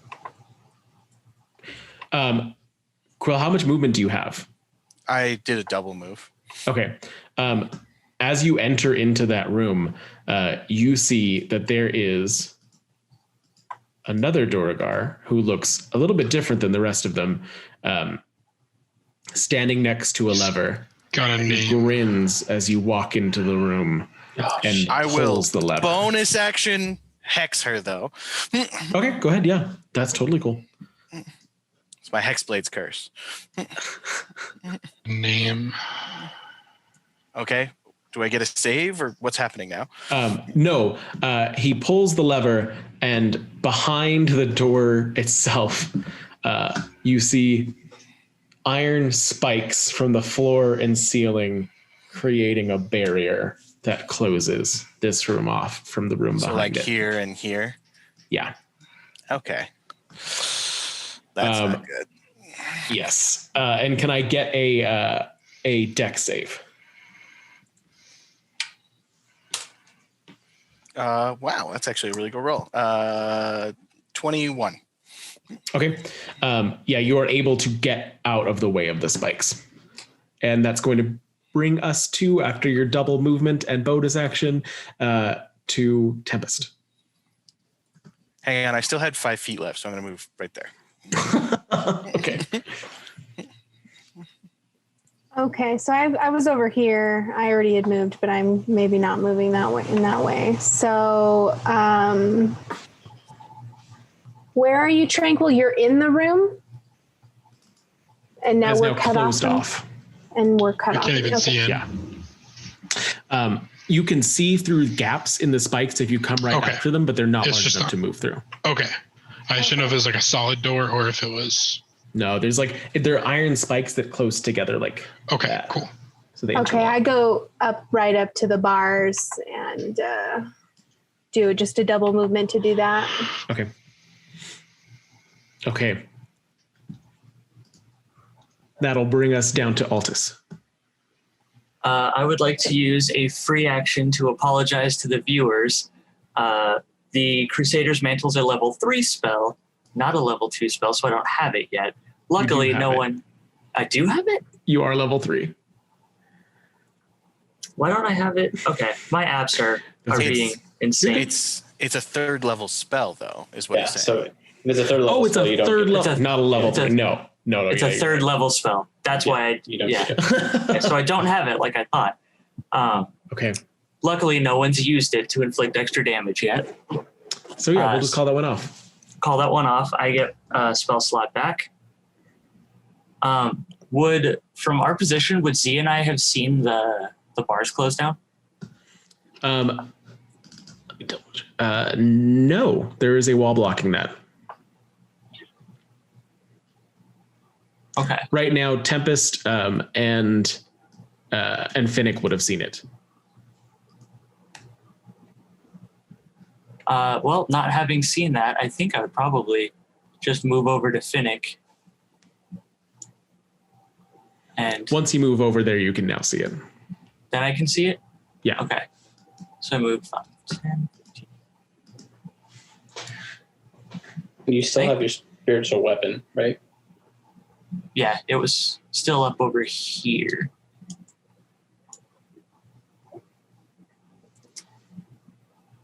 So once I see that, I'm going to just start running that way. Okay. And bring the spiritual weapon. And that'll be my turn. Okay. Inside the room, Finnick, you see the Duragar give a big grin and vanish. You hear a voice from where he was standing say, "Now you've come to play with the big dogs."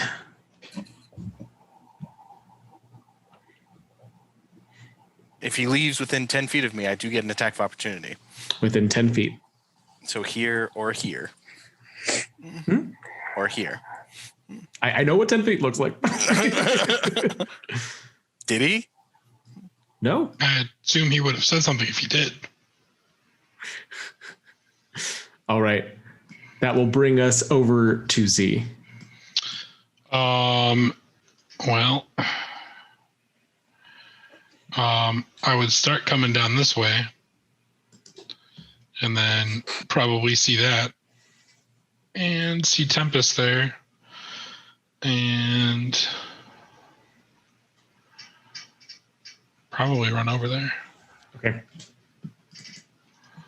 So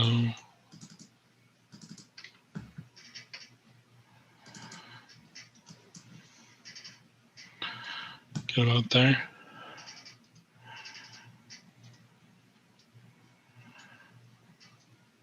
Okay. Is there anything you're doing once you get there? That's my full action because it double moved. Okay. All right. That'll bring us to Finnick. Nick is going to move. Yeah, I'm going to move myself over there. There's 30 feet there.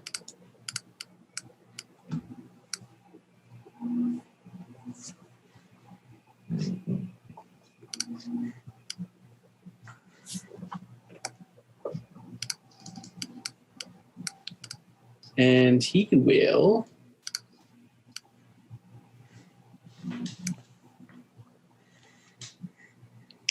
I guess I'll take the rest of my movement to get me up here. Okay. And then that's it. All right. Tranquil? First of all, I have detect magic up. So where is he? Okay.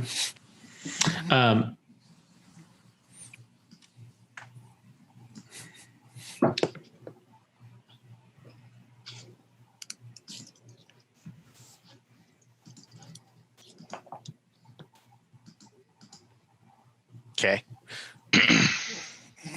I will move there. He needs to make a wisdom save. Okay. And how long does that last, by the way? What? Your aura. 1 minute. I'm Okay. on turn 3 of a minute. Great. He gets a 3. Okay. He is now frightened of me. Okay. All right. And then I'm going to booming blade him. Okay. Oh, 17. That'll hit. 17 plus 5, but yeah. So I do not believe I get sneak attack because I don't have any advantage.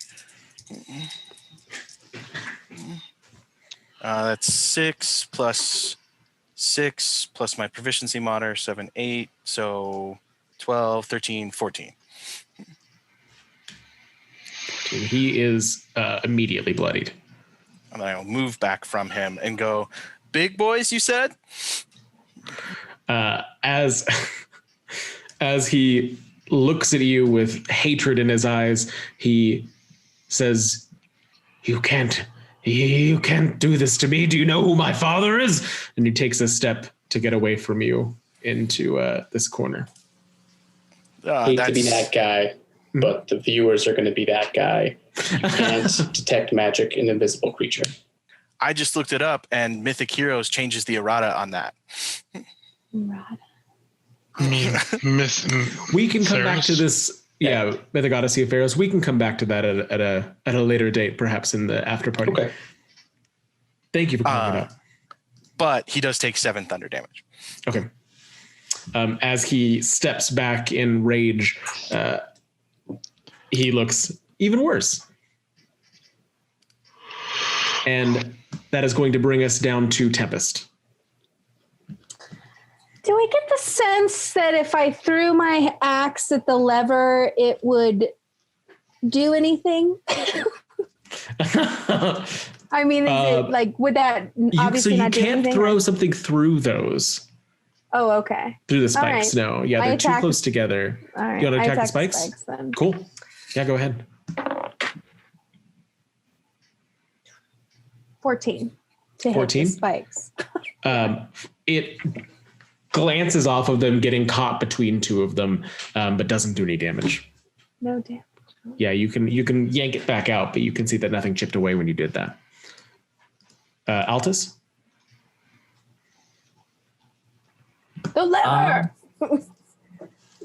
Are there anything along the walls next to us in our room? Is there anything, any levers or plates or anything like that? No.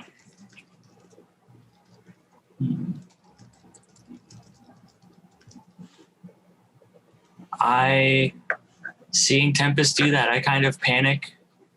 I run up and I swing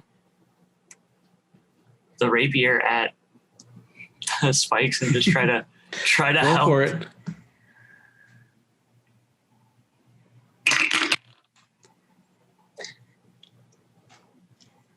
Roll to hit or roll damage? To hit. Okay, well, somehow I roll a 9.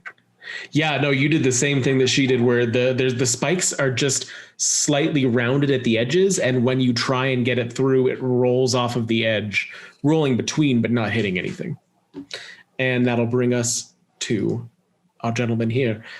He, with fear, he just can't move towards you, correct? So he is going to try and throw a javelin. It would be at disadvantage, but yeah. That's all right. Thank you.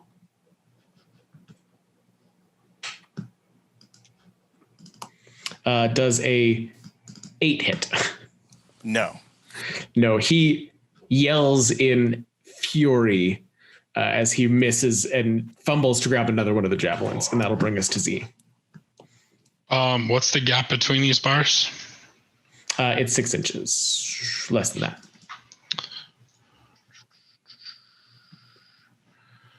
Okay, move up here. I throw my hands out and throw a blob of energy at him. Okay. And do acid. Does a 20 hit? Yes. Okay. That is 18 points of acid damage. As the acid hits him, it starts to eat through his armor, and he lets out one more angered cry as he slumps down into the corner. And Damn you it, are Z! in combat. I'll use my What? mage hand to flip the thing and open the bars. Great. I'll What? deactivate my aura. Are we still in initiative? No, you're out of initiative. Why, damn it. I had him. Yeah, and? You stole it. You stole my kill. Okay. You're a master thief, you are. Mm-hmm. I'm going to go search it. No, you, Quill. You did the same thing earlier. I saved your life, kind of. Oh, don't make me kill you right now. That's an 18 on investigation. With the squabbling aside, should we move other bodies into the rope trick so that maybe any passing Durgar that come through don't see 4 dead Durgar on the floor? That might be the wisest idea I've heard in a little bit. Yeah. You guys go do that. I'm going to keep snooping around.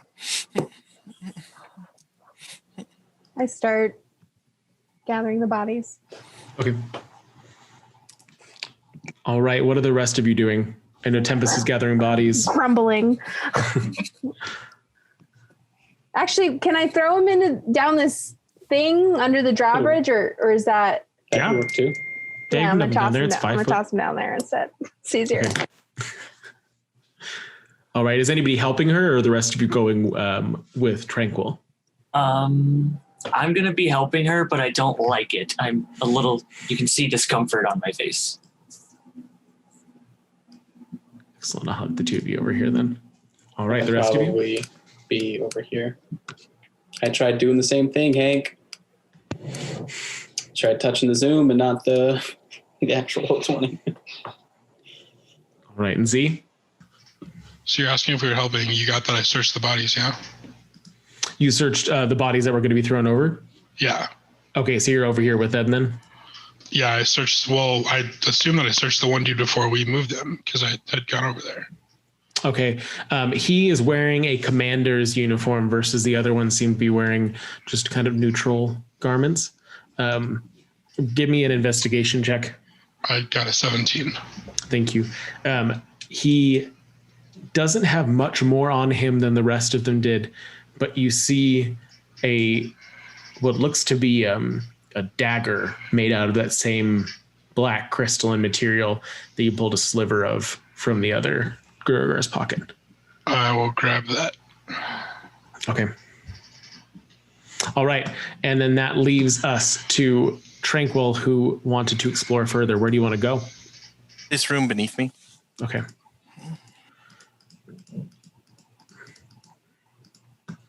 All right. There is an unlocked door. And as you enter the room, it's clear that would have been where that commander had come from. It's a stone carved bed and desk are the only things that occupy the room.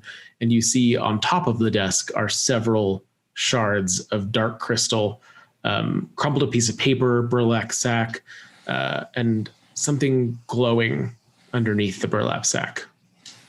Okay, can I detect magic the stone shards? Sure. So using detect magic, there's nothing. The only thing that you hit on in the room is that glowing object covered by the burlap sack. But that's a very faint glow and appears to be illusion. Okay, I will, without touching them with my bare hand, scoop the shards into a bag. Okay. Grab the lantern from the Northern Light, which I'm assuming that's what's under the burlap sack. If you lift the burlap sack, it is the lantern, and it's glowing between red and green and blue, fading in and out. Grab that, and then I will toss the room. Or search the room, I should say. Okay. Did you want to take everything off the desk? Besides the shards, is there anything else? There was a crumpled up piece of paper and the sack itself. I'll read the crumpled up piece of paper too. Do you read Dwarvish? Dwarvish, no, I don't. So it's written in Dwarvish. I will take it to give it to Lynn. Okay. All right. And anything else? There's nothing else in the room itself. It's all just open space. There's nothing else in here? No, just a bed and a desk. There's worn linens on the bed that are made of rough material, but it's a military outpost. He has no money whatsoever. What a cheapskate! They were starving. Well, you know who his father is. No, I don't. I know. I guess that's it Are then. you bringing that back to the party? Yeah. What'd you find? Some weird non-magical stone shards. I already checked them. The lantern for the Northern Light, and apparently these guys have absolutely no money. And you grabbed the sack as well, right? Sure. Okay. That's what I put the Any shards in. writing Into? of any kind? Oh, yeah, there was a crumpled up note, but it's in Dwarven, which no one can read, so. Perfect. I will cast Comprehend Language. Okay. It says on it, brother, you will find me on the frozen ferry in East Haven. From this new base, the search for Chardalyn continues. Long may our father reign over this dark land, Dearth. Dearth, as I finish telling him the letter. So it looks like we're heading for East Haven. Sounds like what we're meeting. Would I like Tempest and Z and I have heard this conversation? Yeah, we're right next to you guys, right? Yeah. Just double checking that there's no secretiveness. What are they trying to acquire? Those shards you're speaking of, Quill? I mean, at that point, I would also present the shards that I found on the bodies. Oh, okay. So we have something of high value to them. Assumingly high value? I mean, Tempest, and I hand her the bag of shards. Yes, I will keep these very safe. I keep one little shard, the little shard. They're not What would you magical, write? whatever they are. I know, I just like it. So to East Haven to figure out, I guess, what's happening here. Should we explore this other room? First things first, and I would like to release the goats. Okay. They both come running out of the cage that they were within, but as soon as they get out of it, they just are looking around in the room because there's no opening that makes sense for them to leave. In goat, I say, stick with me, guys, okay? I'll get you out of here, but you got to stick with me, okay? Okay, and they both come over to you then. Can someone, this ogre, it's driving me insane. Oh, God, I throw a firebolt at it. Okay, cool. Yeah, we'll roll for damage. Can we ask the goats if they know how many other dwarves are in here? Goats, how many dwarves were there? 14 to hit. There were not 14. They have a hard time with numbers, but they think that they saw 5. 5. How many have we killed? 4. Or it's 8 damage. Okay. Is it dead? No. I throw another one. You're just gonna sit here trying. Okay, He cool. wants We it can do dead. that. We can do that. Okay. It's suffering. Yeah, it's suffering so much less now. It's going to suffer less. 7 more damage. What are the rest of you doing while he's wearing down the ogre? I'm going to the southern room. Yeah, I'm going to the southern room. I'm next to Z, and I'm clutching my pin of tear. And I'm just waiting for this creature's suffering to end. Don't you have turn on dead as a cleric? It just makes them afraid. It doesn't kill them. Yeah. It doesn't destroy until like 8th level, I think, or 10th. Yeah. I'm just going to keep going at it until it's dead, just for the record. Okay. Keep Because he giving me wants it numbers dead. and I'll tell you when it happens. That's So we're at 2 firebolts. Do I need to keep rolling to hit? It can't move, so as long as you roll above a 10, I'll give it to you. He's kind of just stuck there. This chamber appears to be a cell block. It's lined with stone doors that all have small barred windows set into them at a dwarf's eye height.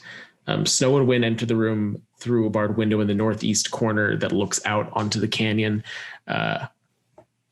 And it seems there's a stairway down further into another room.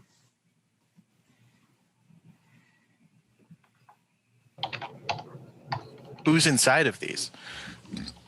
Do you look inside? Yes. There are what appear to be warriors. They don't look right, but they're human.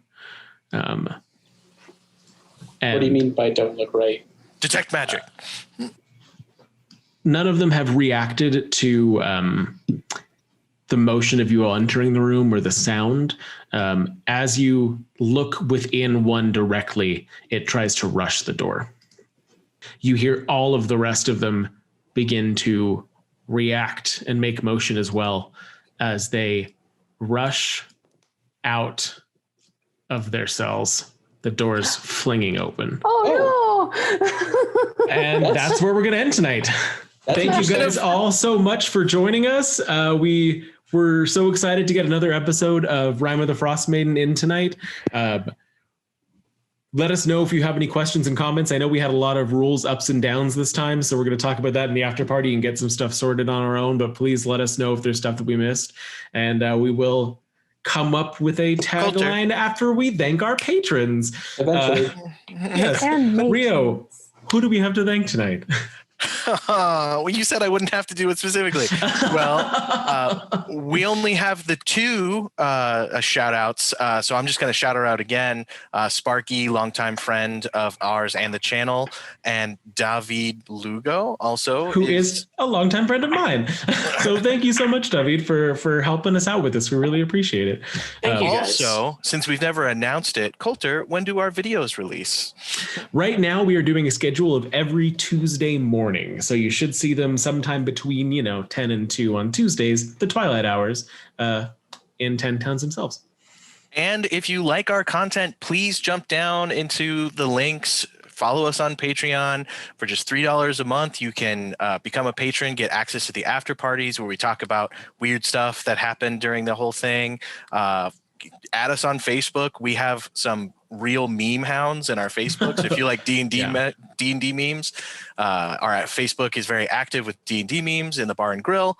And people keep following us on Twitter, and I'll figure out Twitter. I promise, guys. I will figure out how to use Twitter. Yeah, someday. Well, I guess we'll figure out Twitter eventually. Eventually. Have a good night, y'all.